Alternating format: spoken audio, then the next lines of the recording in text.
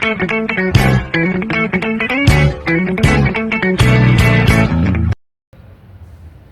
pagi anak-anak. Pagi, Bu. Wah, udah pada rapi ya. Iya. Oke, kalau gitu gimana nih kabarnya hari ini? Pada sehat?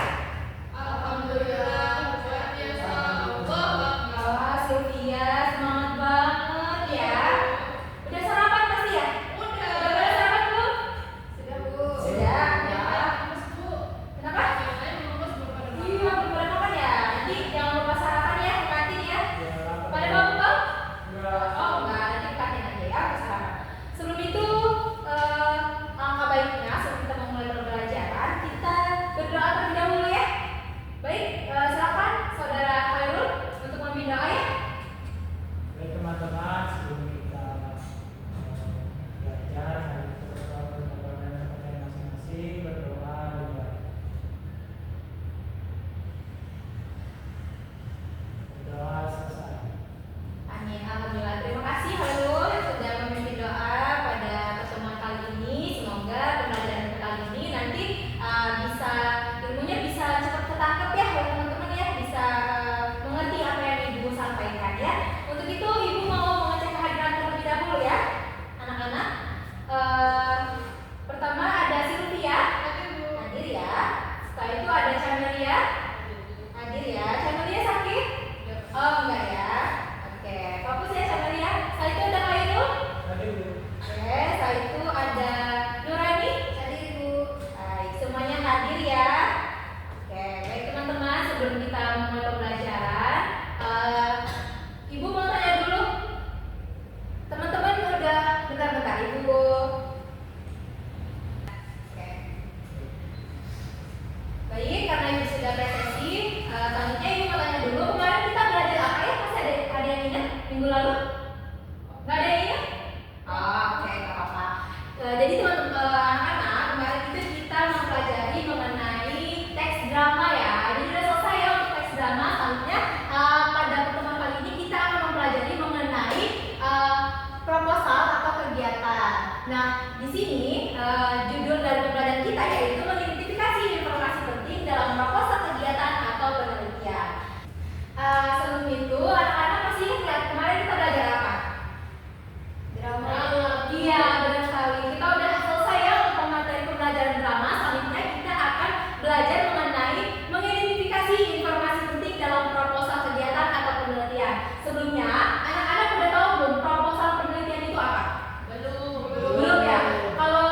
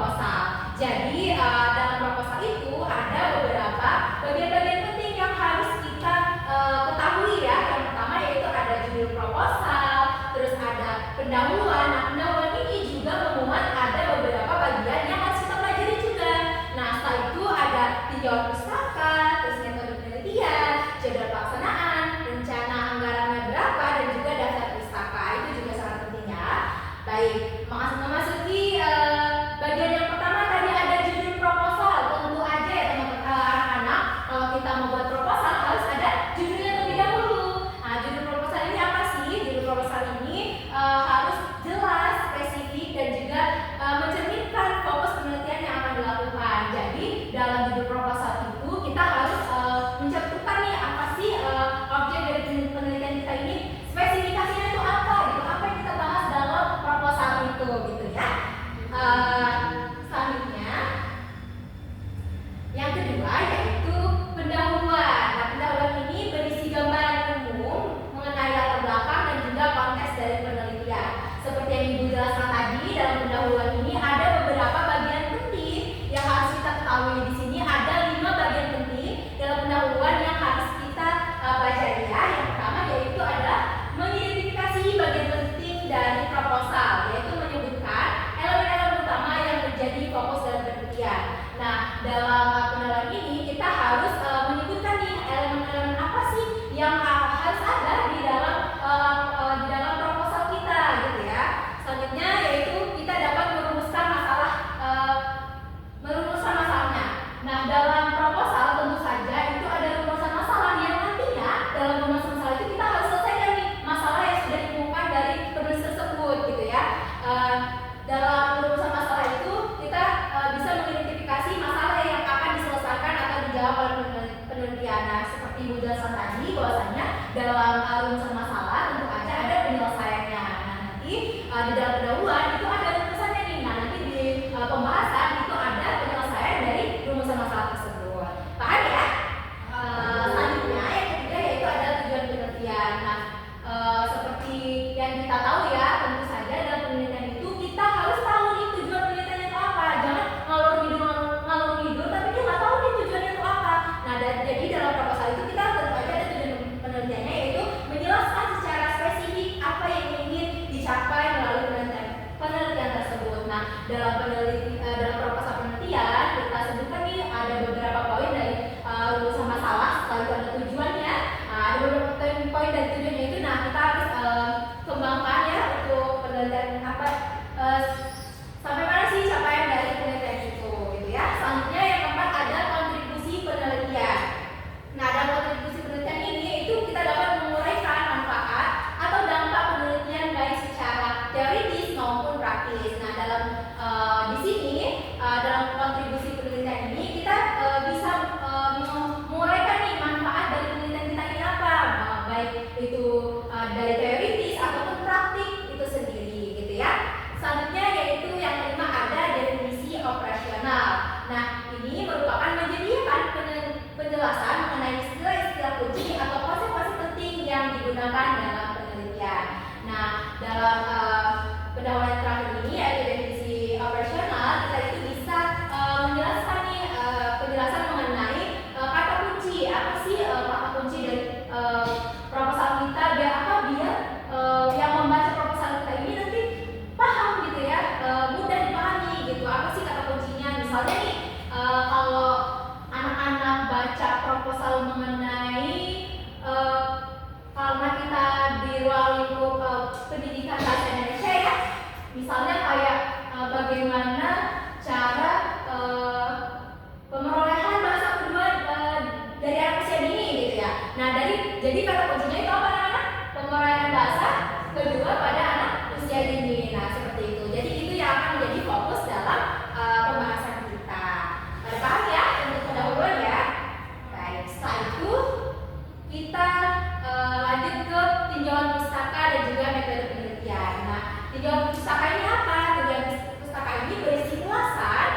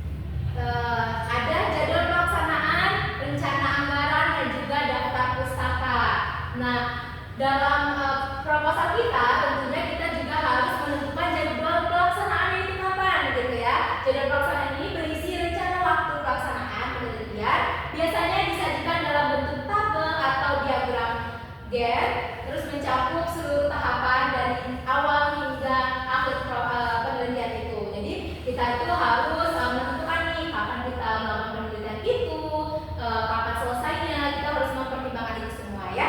Setelah itu ada anggaran nih, rencana anggaran. Nah, tentu saja dalam penelitian kita tuh harus mengeluarkan biaya anggaran dari kita melakukan penelitian tersebut gitu ya. Misalnya kalau kita melakukan penelitian yang jauh, tentu saja kita memerlukan biaya transportasi, anggaran dari transportasi menuju ke tempat yang akan kita teliti gitu ya. Selanjutnya yaitu daftar pustaka. Nah, ini merupakan bagian penting juga ya anak-anak untuk ada di dalam proposal penelitian. Karena apa? Dalam daftar pustaka itu tuh memuat referensi kita ya. Kita tuh udah baca teorinya itu dari mana sih, biar nanti bisa dipertanggungjawabkan nih proposal kita gitu ya, untuk dibaca oleh pembaca gitu. Baik anak-anak, itu tadi ya untuk materi kita mengenai bagian-bagian penting dari proposal penelitian ya. Nah, ini tadi adalah anak-anak untuk materi kita hari ini mengenai apa tadi? Bagian-bagian penting yang ada dalam proposal. Baik, setelah Ibu menjelaskan tadi apa itu proposal, bagian-bagiannya, apa yang harus kita ketahui dalam proposal itu, anak-anak bisa nggak nih udah tahu ya untuk proposal itu apa? Ada yang bisa menjelaskan ulang proposal itu apa sih tadi? Jadi gimana? Ada yang tahu proposal itu apa? Boleh katakan? Ya, silakan Camel. Jadi proposal itu teks yang berisi permintaan kepada seseorang atau instansi untuk melakukan sebuah penelitian. Bener banget sekali apa buat Camel ya. Nah, bener banget. Untuk setelah itu ada yang tahu tadi bagian-bagian dari proposal itu apa? Ada apa bagian-bagiannya? Ada? Pendahuluan, benar. Oh iya, betul terlebih dahulu. Ya benar Camel. Ada judul, saya itu pendahuluan, pinjaman pustaka, jadwal penelitian, jadwal pelaksanaan, benar. Rencana anggaran, benar. Ya, dan daftar pustaka. Baik, kita kasih tepuk tangan untuk Camel ya. Nah, baik anak-anak, karena pembahasan kita sudah selesai untuk itu. Tadi di sini Ibu ada tugas untuk anak-anak ya, untuk dikerjakan di rumah. Nanti minggu depan Ibu minta lagi untuk penyelesaian tugasnya ya, minggu depan.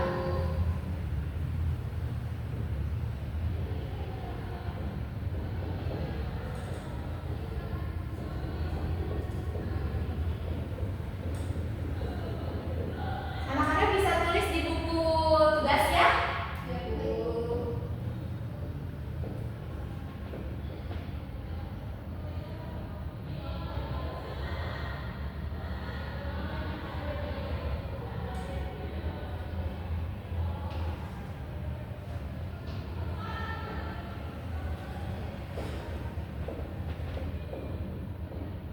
Baik, dua soal yang harus kalian kumpulkan ke Ibu nanti di minggu depan atau minggu yang akan datang ya.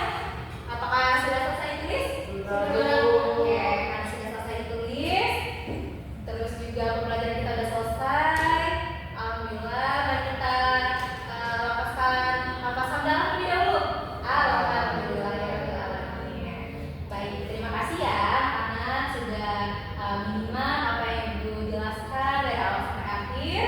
Selanjutnya karena tadi kita memulai pembelajaran dengan berdoa, selanjutnya kita juga harus berdoa ya untuk mengakhiri pertemuan pada kali ini. Baik, disilakan Mas Saudara Khairul ya untuk memindah kembali untuk ya baik silakan. Baik teman-teman, sebelum mengakhiri hari ini, ada kita coba mencoba untuk masing-masing berdoa mulai.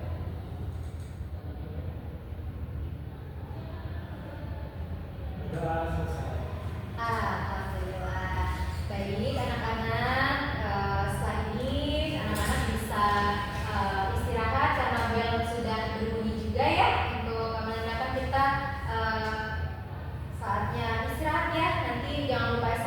biar fokus di mata pelajaran selanjutnya ya.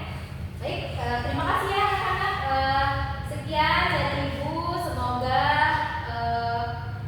materi yang dijelaskan pada pertemuan kali ini bisa menjadi bisa jelas ya diterima oleh anak-anak semuanya. Baik, untuk itu Ibu akhiri. Wassalamualaikum warahmatullahi wabarakatuh.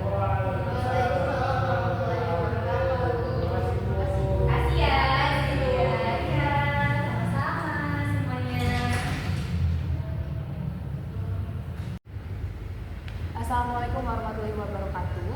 Saya Camelia Yunita Sabrina sebagai observer lisan dari calon guru Cindy Silviani dengan NPM 2213041085 pada tanggal 2 Desember 2024 waktu 10.47. Cara saudara untuk menarik perhatian siswa sudah cukup bagus. Gaya mengajar guru memilih posisi dan juga memilih kegiatan sudah cukup bagus. Penggunaan media juga cukup menarik untuk gambar, model, dan skema. Pola interaksi yang digunakan juga sudah cukup bagus antara guru dan siswa, siswa ke guru, lalu siswa ke siswa lainnya.